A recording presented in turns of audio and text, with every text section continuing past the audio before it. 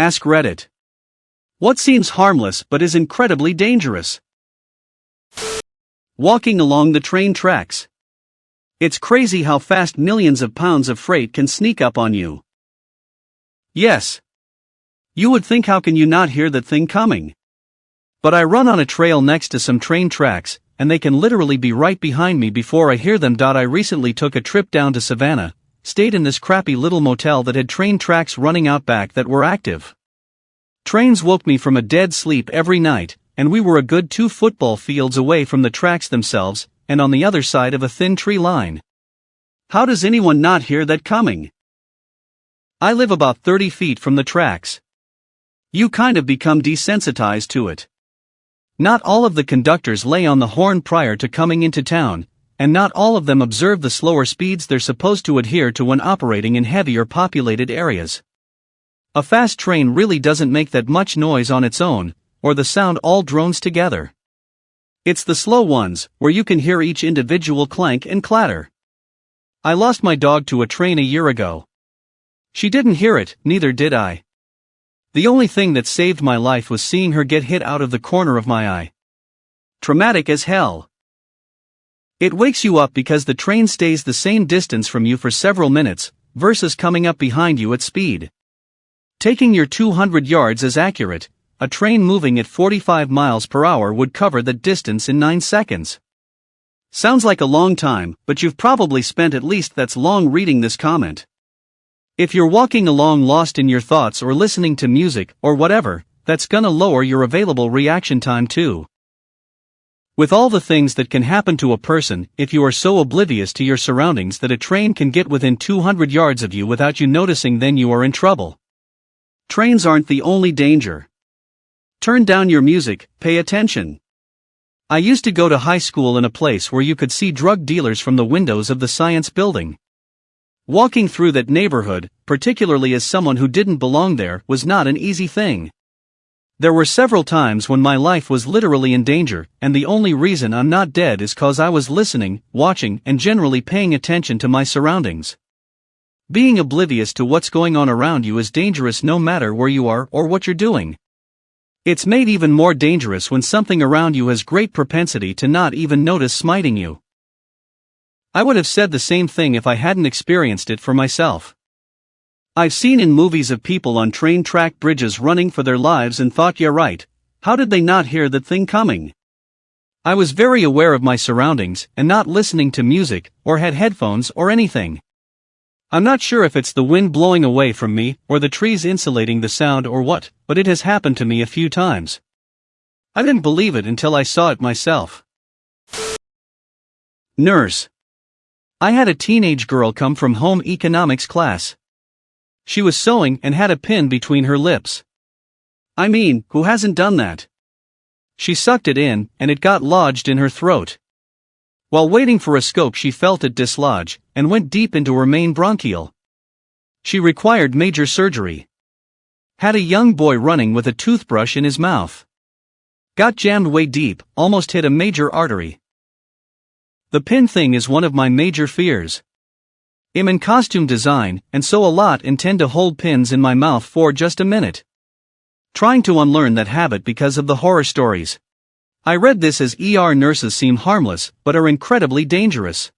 Came here to say the exact same thing. They really are though. They know exactly what to do to make it seem like you couldn't be saved. Gotta be fair. It's not just the nurses. Plenty of ED physicians too. Also, there are incredibly qualified and great people across all fields, but seems like a higher proportion of dangerous ones in ED. This is similar to the charcoal grill wire brush warning story. Scary. If your grill wire brush is like a toothbrush with sharp little metal bristles that clean the grill, there is a chance that one could come loose, get stuck to your food, then you could eat it. There are newer brushes for grills that are long continuous pieces of metal that are formed into a pattern that allows them to effectively clean the grill without individual bristles. Oh hey, that happened to me. One time in 8th grade after dinner, I swore to God there was something in my throat. It hurt like hell just to swallow, and I could feel the sharp object moving around. My mom didn't believe me. The next morning I couldn't eat anything because it hurt so bad, so I refused to go to school. My mom reluctantly takes me to the doctor. After a second of looking at my throat, he sees the metal wire bristle and pulled it out. Instantly felt better. Guess I was lucky it wasn't deeper. I think you'll be a fantastic parent because it's important to you. I know you're not asking for parenting advice, but I am going to offer some anyways. The best tool I have for being a good parent is by telling myself that the child isn't giving me a hard time, they're having a hard time. Don't think about it like you versus your child, think of it as you and your child against the issue. It has helped me in so many different situations to remind myself my kids are good kids, and they don't want to make me upset, so I try and work with them and help them instead of telling them what I want to happen. It's also really helped me check my own self-regulation, because it's a lot easier to be the parent who just snaps and yells when they're frustrated. But guess what? If adults are given a pass for snapping and yelling due to the circumstance, how can we expect kids not to have emotions too? Like, a parent has a fully developed brain and they can't stop from yelling, but we expect our kids who don't have fully developed brains to control their emotions? That is hard. I did this exact thing as a teenager. It was a 10 centimeters, yes, 10 centimeters, hat pin. It took a while to work down, and I remember gagging out bits of blood. It lodged in my left bronchial tube. It was the most distressing thing as nobody believed me initially, even though my face was bright red and I had tears streaming down my face, so it took a long time to get treatment. Every breath was sharp stabbing pains, so I was sobbing and trying not to breathe too deeply as I could feel it piercing me every time my lung moved with inhales/exhales. Why do we have nerves in our lungs? They x-rayed me, popped me under a general anesthetic and used a tube with a magnet attached to bring it back up the way it came. No biggie. I had the pin coated in gunk in a urine sample container for ages but lost it at some point. Once, when I was a kid, I was running around with a drink from McDonald's, and I tripped and the plastic straw went up into the roof of my mouth and got stuck. Thankfully, there was no permanent damage. I had actually completely forgotten about it until I saw your comment about the toothbrush.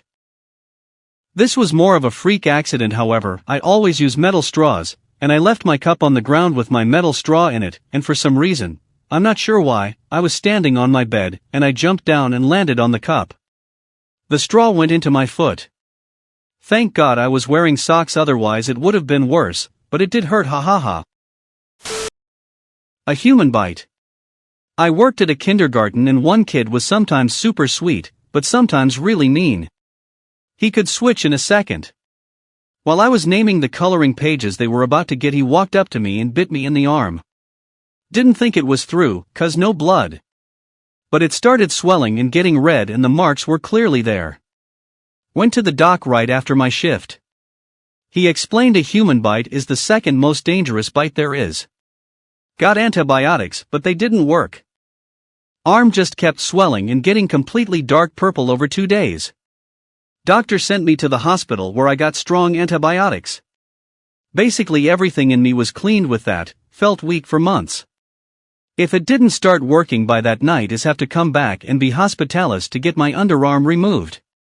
I've shat some bricks there. Never thought a kid's bite could cause this. Luckily the swelling got less and the bruise stopped spreading, so I still have my arm, but that was very close. Edit, for the people who asked me if I punished the kid, his parents did that for me. My co-worker reported the incident to the parents, and it was one of his last days there as they were moving. This was planned before he bit me. His parents were really sorry, and a few days later, when I worked again, it was the last time I'd see him, and the parents brought him towards me because they wanted him to apologize. My arm was still fairly swollen and purple at that point, and he was absolutely shocked that he had been the cause of that. He apologized with tears in his eyes and actually hugged me. He promised me never to bite anyone again. Apparently, he had bitten his family, and even other children before. So far no one had gotten an infection apart from me, and I really think he meant that. Still had a good day with him, but was still pretty mad as I was scared my antibiotics stopped working or something. But now that I think back on him, he's not a bad kid, just a troubled mind that didn't get the right treatment. But a scare not the less. Second to what? Komodo dragons, contrary to popular belief, have venom. Turns out the whole no venom, just bacteria thing is a myth created by some guy way back when for a documentary that no one disproved until 2009. I work at an animal shelter and have been bitten more times than I would like. My coworkers always suggest soaking it in warm water with Epsom salt along with a thorough washing. Cat bites are extremely serious. Even bite wounds properly dealt with can become infected, as about 90% of domestic cats have, in their mouths, Pasteurella, a bacteria that causes infection of soft tissue, among other things. In many cases, infected cat bites require hospitalization, and in about 70% of those cases, surgery is required. If your cat often bites, I'd recommend doing some research on why they might be doing it and signs that they may be ready to bite. There's a lot more reasons than just aggression or playful nibbles, for example overstimulation from excessive petting in sensitive areas. I want to say that it's a pissed off cat that will cause the infection, because same with my pets at times. But I tried to surprise a BF one night by sneaking over, and his cat went garbage disposal on my arm, literally ran up my body to my arm, locked on with teeth to my hand, and spun with claws out. Claw marks aside, that bite only penetrated between my knuckles on top. Started antibiotics that same night. By the next night my ring and little fingers were paralyzed, hand was swollen, nerves in agony, unless I held my hand at a specific angle, and went away 2 days later. If they would have offered to amputate, I'd have taken it. Worst pain of my life. My grandmother was relatively healthy, just older, and in her 70s when she got a new kitten. It gave her a playful paw swipe and tiny bite on her ankle. Never even drew blood. She got an infection from that, don't remember which kind, but it was bacteria that is only connected to cats, and passed away in less than 3 weeks. I love cats, but man, it can all go downhill in a second. Oh, I didn't know my GF's cat is super scared of hair dryers, and tried to dry her off after a bath once. The cat bit my thumb all the way down to the bone. I just walked it off. Probably gave it a rinse, at least knowing me. I just remember my hand hurting for weeks afterwards, wondering why it was taking so long to heal. Hurt way more than I thought it should. Yeah, my roommate's cat didn't know how to play, and would go into fight mode. One time he bit my hand and latched onto my forearm and started scratching with his back legs. With other cats going still usually works and slowly removing my hand, but for him I just had to raise my arm, and him along with it till he disengaged to stay on the ground. Anyways, the part near my thumb was swollen for an entire week. Luckily, I didn't get sick. All my other experiences with cat bites are as mild warnings or love bites. Riptide in 4 feet waves, my friend drowned at the beach from a sneaker set. Terrible, for everyone else reading this keeping swimming parallel to shore. You'll get pulled out a little bit, but more importantly you'll also get out of the riptide without being exhausted and can then get back. Can confirm from personal experience, do not swim directly out of a rip current. Your chances of success are super low, and even if you do succeed, you will be exhausted. Pool covers. It's like being wrapped in a bedsheet underwater. You cannot get free, and you cannot scream for help. Once you're in, the only way to get out is to be incredibly lucky, and get free, or have faith that someone saw or heard you fall in and hope that they get you in time. It's a lengthy, terrifying death that's completely avoidable. Fun fact, I actually almost died BC of this as a little kid at a pool party. Neighbor's dog noticed though and barked at the pool until someone came by. I just developed a new phobia. As a less than intelligent teenager, I was the last one in the family pool one evening. Trying to be responsible, I put the pool cover on. Pulled it over to one side while still in the pool, but saw the far end wasn't quite right. Instead of getting out and walking to the other side to fix it, I decided to swim under. This was a mistake. My eyes were shut to avoid the chlorine, and I severely misjudged how far I had gone, only to surface under the very wet, very heavy solar blanket. I ended up injuring my neck and back, not broken, just dearly compressed, struggling to, fight the thing, before enough flailing and panic pushed me to the free spot at the end of the pool. I have never since done anything so dumb or been so grateful to breathe. With any kind of pool cover, ever, kids. It will win.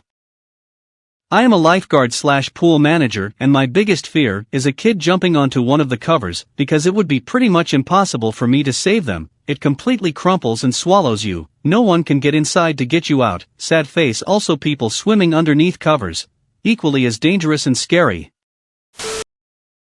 Having a loose animal in the car. A safety instructor once told me doctors had to dig dog bones out of a person after it got between them and an airbag. Same with unrestrained people. They become projectiles. Story of a car full of adults. No seatbelts. With a child/baby properly strapped in the back seat. Got into a major accident. Baby was killed due to the unrestrained adult being tossed around in the car, therefore crushing and impacting the baby. Might have been an older driver's ed scare tactic story, but it seems feasible. There's a couple reasons I refuse to drive off if not everyone in my car has their seatbelt on, and the fact that your unsecured ass could kill my secured ass in a collision is the biggest one. I don't give a if you think it's uncomfortable or uncool or whatever. You're my passenger, I'm responsible for your life. You put that seatbelt on properly, or you get out of my car. Kids picking flowers in the park. I am a conservation technician for a county park system. At least once a year I have to stop parents with kids picking flowers off the trail, because I see kids with either poison hemlock, one of the deadliest plants if interesting even a tiny amount, or wild parsnip, which can cause some serious permanent scarring, burns, and boils if the sap gets onto your skin and is exposed to sunlight. Don't let your kids pick or eat anything you aren't 100% sure of. My cousin walked through some tall grass behind her house when she was 11 and got burnt by parsnips. She's in her 20s now and still has the scars on her legs from it. It's also the incident that inspired my username. Having a small snack before a medical procedure that requires anesthesia. Intubation can cause you to throw up your food and you can choke. I know of cases where doctors have kept children overnight before major surgery, because they didn't trust the parents not to feed the child. And the food won't just get stuck in your throat as it comes up, it can pass into your lungs. To add to this, I just had surgery 2 weeks ago, and asked the doc about the food thing. When you vomit while you're intubated and it goes into your lungs, the acid from your stomach can damage the lungs. They said the acid only forms when your stomach has food to process. So fasting creates an acid-free stomach that won't damage anything if you do happen to throw up anyway. Your stomach always has acid, but it produces more when you eat. A big danger to food/fluid in your lungs is aspiration pneumonia as well, not just acid damage. Oceanside cliff. People think they're so much fun to stand around and play with. You fall into one of those things, you aren't getting out. The waves will just bludgeon you against the rocks until you die, or you're lucky enough to drown first. I live on the Oregon coast, and that happened to a young man years ago in a town that's about 40 minutes from me. He jumped over the cement wall boundary at a lookout spot, and was standing on rocks where the ocean was very active that day and water was hitting rocks and spraying all over. There was a hole right by him, and the water came up and hit him, knocked him down, and took him down the hole out into the ocean. There wasn't anything anyone could do. I can't imagine dying that way. What he must have gone through. Wow. Mandolin slicer. Use the handguard. Or lose a thumb. One of my favorite ED notes. It's been a few years, but it read something like this. 31-year-old male sustained laceration to third digit on right hand while using mandolin. Also in the same room, 28-year-old female sustained laceration of second digit on right hand while using mandolin after partner sustained similar injury.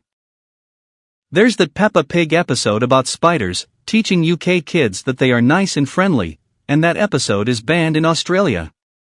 So there you go, here's my answer, Peppa Pig episodes. Didn't they also have to add seatbelts in the episodes where they were driving? I mean, knowing which spiders are brothers and which ones will you up is kinda mandatory knowledge, if you are living in Australia.